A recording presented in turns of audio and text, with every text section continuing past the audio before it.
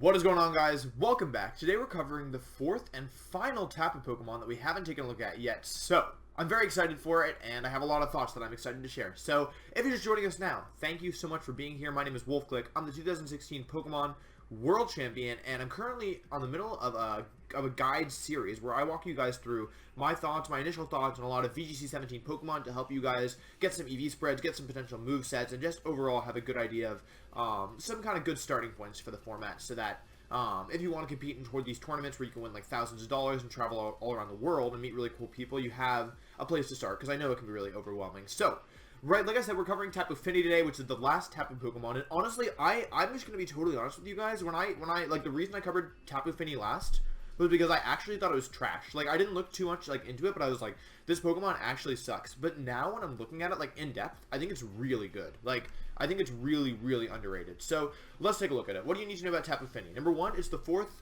it's not really the fourth, it's one of the four Tapu Pokemon that were introduced in Generation 7. Its ability, Misty Surge, and I think the reason people think it's the worst Tapu is because Misty Surge is a terrain ability that, what does it do? Prevents Dragon-type attacks and prevents Pokemon from status conditions? I have no idea what Misty Terrain does. I'm really sorry, guys. I think it definitely stops Grassy's leftovers. Okay, yeah, it stops status conditions for Pokemon on the ground and also makes Dragon-type attacks do half damage, as I recall correctly, if I recall correctly. So, that's Misty Terrain, and overall, the reason why I don't know what it does is because it's not very good. For the most part, the thing is that the other terrains, all three of the other terrains, boost the attack of the, boost the type of the terrain by 1.5 times. So Psychic Terrain gives Psychic a 1.5 times boost, same for Grass and Electric for those respective types. So the thing is that Misty Terrain doesn't do that. And so it's traditionally thought it was like the weaker terrain because the other terrains can be used offensively, but Misty Terrain cannot be used offensively. Misty Surge cannot be used offensively, and it actually stops Tapu Fini from burning stuff with Scald. So that's actually why it's thought of as the weaker Tapu. But let's take a look at its stats. So it has low base, it has the same base HP as all the Tapus, but its defense and special defense stats are very, very good, and it's faster than Tapu Bulu as well, which is interesting. And so with these very high base defense stats, especially for a Tapu Pokemon, and actually a pretty decent move pool, it gets Moonblast, Heal Pulse, Ice Beam, Scald, Soak, Hydro Pump, Muddy Water, and a couple other stuff as well.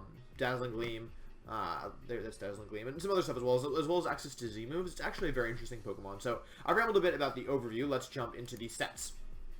First up, we have, this is in my opinion one of the more standard sets.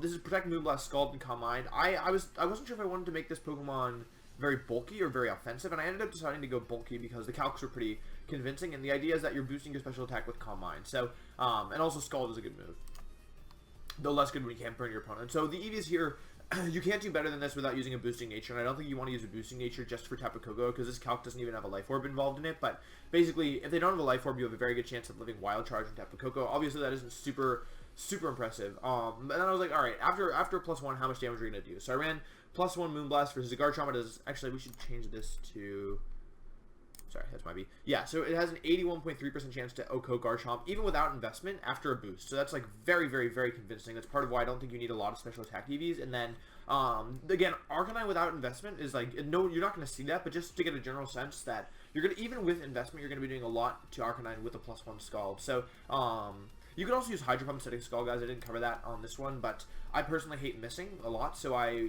generally use 100% accurate moves when I can afford it. So, yeah, +1 Scald going to do a lot to Arcanine, which is, like, pretty good, because Arcanine is relatively bulky. And, yes!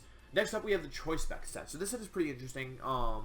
You actually, actually, just a fun fact. So, let's say, look at these EVs, guys, right? You probably don't know this. Normally, you would say, okay, 252, 252, 4, but it almost always makes sense. So, if you just drop this by, so, okay, let's look at the stat values here. You have 161 special attack stat, right? So, if you take away 8 EVs, that goes down to 160, so you lose 1 point. And because I didn't invest in all the stats, I get 2 extra points for doing that. But actually, I ran the calcs, and the 252 actually matters here, so you have to run 252, unfortunately. Yeah, sorry about that, guys. I just wanted to show you, because that's actually an important thing about when building EV spread that people don't know about, that it normally makes sense to go 244 in a stat. You could actually take it out of HP as well if you wanted. That might make more sense, but I want to run the calcs to make sure that's not bad. So, Moonblast, Scald, Ice Beam, Dazzling Gleam. Moonblast and Scald are kind of your bread and butter. It should be on most sets. Ice Beam and Dazzling Gleam for coverage. It also gets Grass Knot and Shadow Ball if you're interested in those. And Hydro Pump, I think Hydro Pump could actually be really good in the Choice Spec set, but I didn't personally run it. And we have here, so here's just some calcs. So, let's say Tapu Koko switches in, and they're like, oh yeah, they got a Tapu Fini, like, I can switch in my Tapu Koko. you have a 68.8% chance to OHKO, which is very, very, very high. Like 68.8% is like, think of a big chance to KO and then add like a little bit to it. That's like a pretty good chance to KO, especially if you pair Tapu Fini with something fast or yeah, I don't know, just in general. It's like a very, very good chance to KO. I can't see anything. Okay, next up we have Moonblast versus Tapu Lele, which is good. Because this is like Tapu Lele, like relatively bulky and like I don't know, just an overall solid Pokemon. So the fact that you can do 54, like you 2 KO all the time, and I don't think you'll see many bulkier Tapu Lele than this. And then you take 2 KO almost all of the time, and then no overall the time unless they have Citrus Berry, and then on top of that, you also get the chance to lower their special attack, is very, very, very good.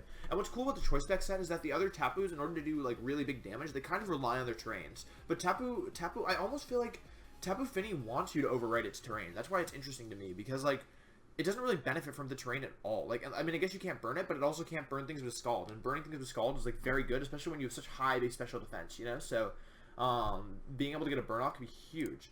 And then I also was just curious about like, so this is like relatively bulky Arcanine, so this is Specs Scald versus Arcanine, and as you can see, with a Calm Nature, max HP, and 4 special defense, you still have a very good chance of KOing, so that's that. I also meant to run the calc. I'm really sorry, guys. I'm just going to do this right now. I forgot to do this before, but I think it's important for you guys to know, so I hope you understand my unpreparedness. So, just so we know, Ice Beam has like an 80.2 to 94%, which is like very, very good. And Moonblast even does a ton as well. So maybe Ice Beam isn't, maybe other moves are better, because Moonblast is already doing a lot.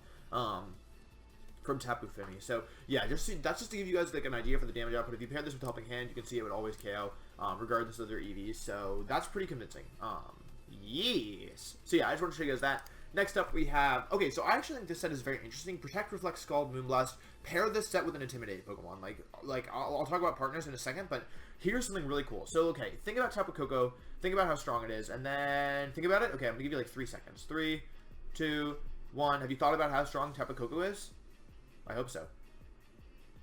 Ready? Keep in mind, this is with every single thing possible against Tapu Koko. So this is in Reflect, this is in Misty Terrain, not Electric Terrain, this is -1, and this is with Wackenberry. Okay, so it's like a lot of things going against Tapu Koko, but also LOL. I mean, and even in Electric Terrain, like... I didn't realize I was going to do that little. Okay, fine, give it Electric Terrain, it's still not going to do anything. Basically, if you get a Reflect up, so like, let's say you have Tapu Fini on the field, they don't have Tapu Koko, and they're like, okay, I'll switch Tapu Koko in, because Tapu Fini, like, very threatening, and you go Reflect on that switch in.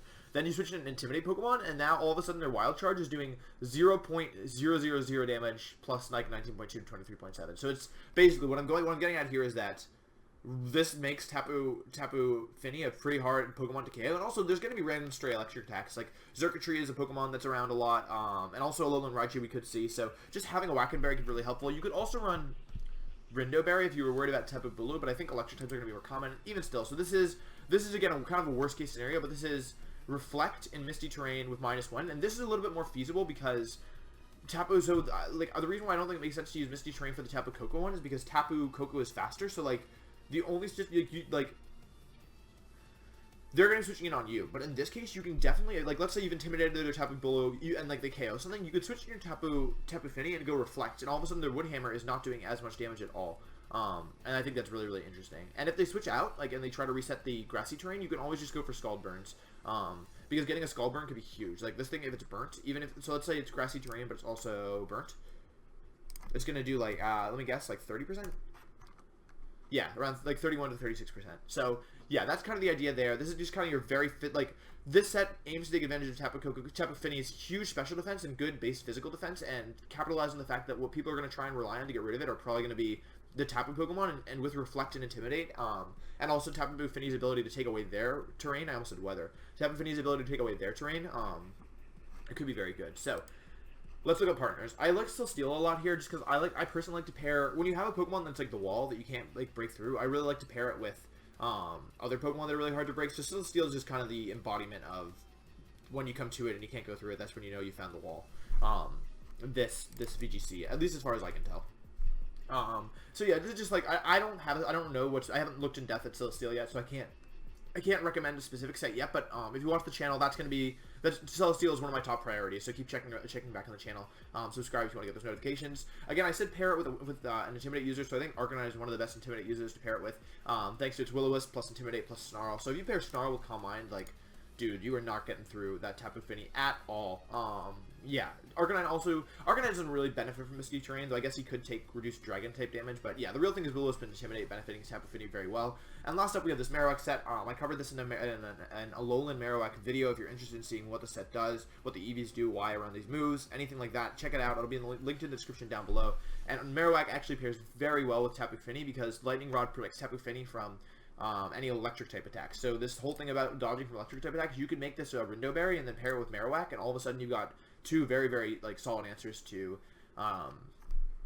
Tapu Bulu. Not solid answers, but the fact that you can burn, the fact that you're not going to get O-Code, the fact that I don't know, just like that you're so hard to get rid of, and also the fact that Marowak does so well versus Tapu Bulu. Especially Marowak has really high physical defense, so you pair that with a Reflect and yeah, that thing is staying around for a while. So, yeah, I think that's pretty much it, guys. Thank you so much for watching. If you have suggestions for any Pokemon you want me to do, please let me know in the comments down below. I'm trying really hard. I'm on Thanksgiving break, so I'm trying to just, like, knock out a ton of these videos as much as I can. So, I really hope you find this informative. If you have any feedback for me, I really would appreciate it.